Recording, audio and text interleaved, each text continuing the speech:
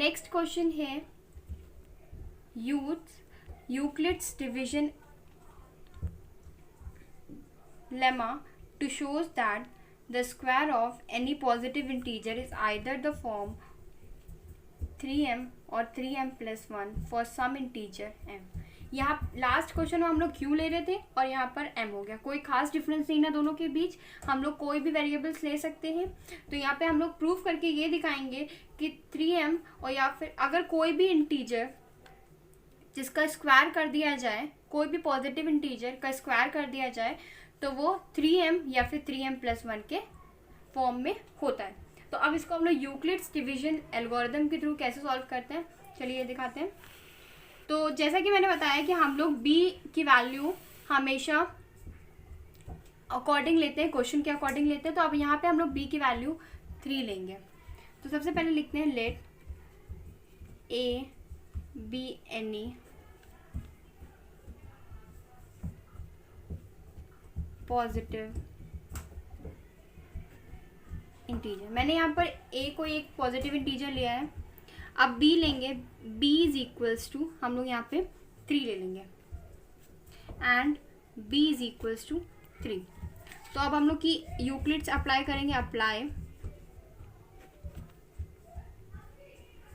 Euclid's division lemma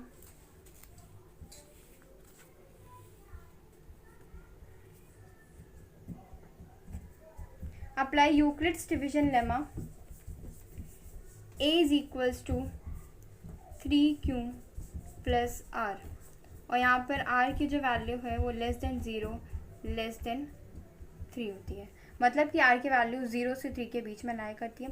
अब हम लोग इसको वेयर करके लिख लेते हैं, where r is equals to 0 होगा क्योंकि 0 की इक्वल होती है, 1 होगा और 3 से कम होना चाहिए यानी कि 2 तक हम लोग ले सकते हैं। तो r की वैल्यू 0 1 2 तक हम लोग लेंगे। तो इस तरीके से हम लोग इसको लेंगे। अब आगे क्वेश्चन कैसे सॉल्व करेंगे, r की अलग अलग वैल्यू पे हम लोग प्रूव करेंगे। तो if r is equals to 0, सबसे पहले r इज इक्वल्स टू 0 लेंगे। तो a क्या हो जाएगा, a इज इक्वल्स टू हो जाएगा 3q हो जाएगा।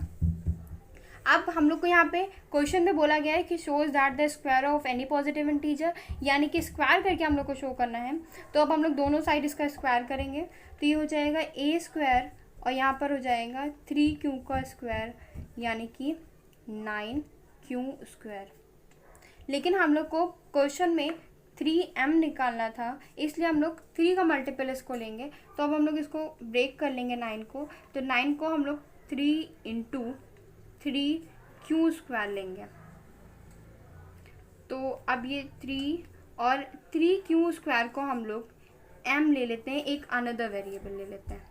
तो अब a स्क्वायर जो हो जाएगा वो 3m के फॉर्म में हो जाएगा और यहाँ पे लिख लेंगे m is equals to 3q square. मैंने यहाँ पे m की वैल्यू 3q स्क्वायर ले लिया। m कोई एक अदर वेरिएबल है जिसका यूज़ करके हम लोग इसको कंसाइज कर लेंगे और इस तरीके से लिख सकते हैं। अब r इज इक्वल्स टू 0 पे हमारा फर्स्ट तो आगे कि ये 3m के फॉर्म में होता है। अब r इज इक्वल्स टू 1 पे देखते हैं। If r is equals to 1 तो a इज इक्वल्स टू हो जाएगा 3q प्लस 1। अब दोनों का स्क्वायर करते हैं। तो a square is equals to 3q plus 1 का स्क्वायर यानी कि अब इसको हम लोग स्क्वायरिंग करेंगे तो 9q स्क्वायर प्लस 1 का स्क्वायर 1 प्लस 3 2 6q। हम लोगों ने ये स्क्वायर इस वाले फॉर्मूले से करा है।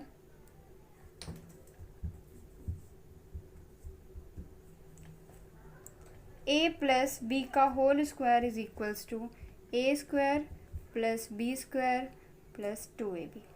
इस फॉर्मूले से मैंने इसका स्क्वायर करके निकाला है। तो अब यहाँ पर a स्क्वायर जो है 9q स्क्वायर प्लस 1 6q, तो 9q square plus 6q plus 1 ले लेते हैं। अब इन दोनों में मैं 3 को आगे बाहर निकालूंगी क्योंकि इन दोनों में 3 है। तो 3 कॉमन है तो 3 मैंने बाहर किया, अंदर बचा 3q square plus 2q plus 1।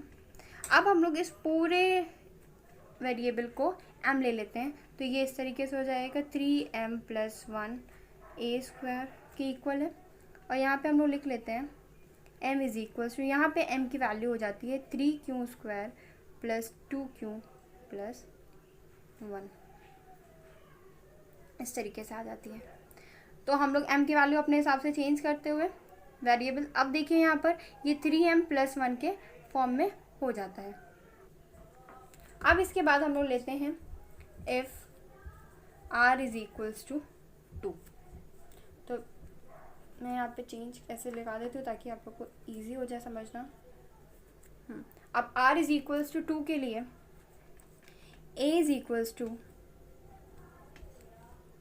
3q + 2, अब स्क्वायर करते हैं तो a² is equals to 3q + 2 का स्क्वायर, तो यहाँ पे ये हो जाएगा 9q² + 4 + 12q, ये इस तरीके से आ जाएगा। अब इसके बाद मैं इसको भी स्प्लिट करती हूँ, 9q² + 12q + 4, इसको मैंने इस तरीके से लिख लिया। 9q² + 12q + 4 को मैं ब्रेक कर लेती हूँ 3 + 1 में। मैंने ऐसा इसलिए करा ताकि मैं यहाँ से 3 और यहाँ से 3 कॉमन ले सकूँ बाहर, और इसको इस जो वैल्यू आएगी, जो कॉमन पार्ट में जो वैल्यू आएगी अंदर, वो हम लोग m की इक्वल करके सॉल्व कर सकते हैं। तो मैंने यहाँ पे 3 बाहर ले लिया, तो यहाँ पे आ जाएगा 3q² + 4q + 1 + 1।